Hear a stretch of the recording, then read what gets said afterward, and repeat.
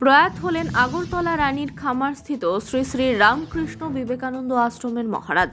সর্বত্র গভীর শোকের ছায়া। প্রয়াত হলেন ছোট্ট পার্বত্য ত্রিপুরার রাজধানী আগরতলা মধুবন রানীর খামার স্থিত শ্রী শ্রী রামকৃষ্ণ বিবেকানন্দ আশ্রমের মহারাজ শ্রীমৎ স্বামী মৃত্যুঞ্জয়ানন্দ মহারাজ।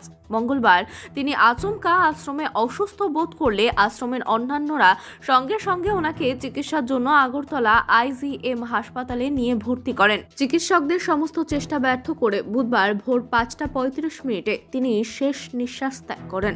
পরে মহারাজের নিথর দেহ আশ্রমে নিয়ে আসা হয়।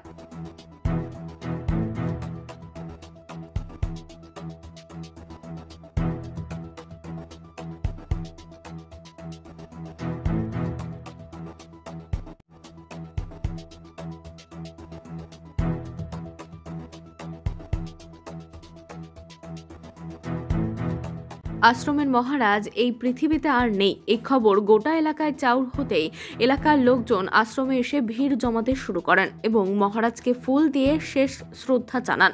শ্রী শ্রী রামকৃষ্ণ বিবেকানন্দ আশ্রমের মহারাজ প্রয়াত হওয়ার খবর যায় ত্রিপুরার বিভিন্ন আশ্রমেও। খবর পেয়ে ত্রিপুরার বিভিন্ন আশ্রম থেকে মহারাজ সহ সন্ন্যাসীরা ছুটে এসে মহারাজকে ফুল দিয়ে শেষ শ্রদ্ধা জ্ঞাপন করেন। মহারাজ সম্বন্ধে কি বলবো, মহারাজ গত হয়েছেন, উনি রামকৃষ্ণ রূপে গেছেন, এটাই বলবো। কতদিন ধরে তিনি এই আশ্রমের সাথে যুক্ত ছিলেন?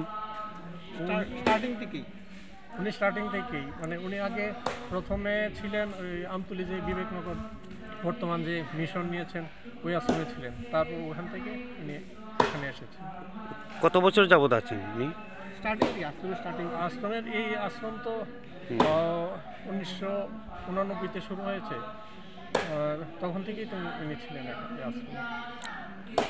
বয়স কত ছিল এখন ওনার? 90 প্লাস। আচ্ছা আচ্ছা, তো মানে ওনার দেহ কি আশ্রমেই সৎকার করা হবে? হ্যাঁ, আশ্রমে সৎকার করা হবে। এই আশ্রমটার নাম কি? শ্রী রামকৃষ্ণ বিবেকানন্দ আশ্রম। কোন জায়গায় এই আশ্রমটা? এটা রানীর খামার, রামকৃষ্ণপুর।